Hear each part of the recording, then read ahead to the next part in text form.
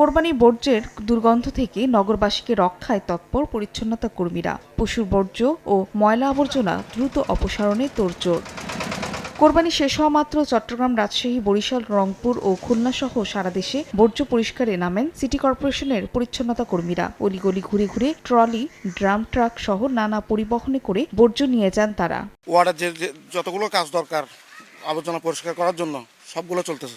Bleaching powder এগুলো corporation থেকে দেওয়া হয়েছে, জীবাণুমুক্তর জন্য দিয়েছে আর কি। প্যাকেট কিনে সব ময়লাগুলো প্যাকেটে রাখছে।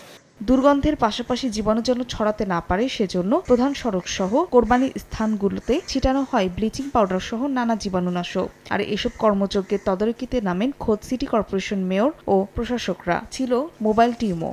8 ঘন্টার মধ্যে আমরা বর্জ্য অপসারণের সবকিছু আমরা সম্পন্ন করেছি। 4200 কর্মকর্তা এখানে কাজ করছে। তবে যারা বাড়ির সামনে বা ড্রেনের পাশে কোরবানি দেন তারা নিজ দায়িত্বে বর্জ্য পরিষ্কার করেন।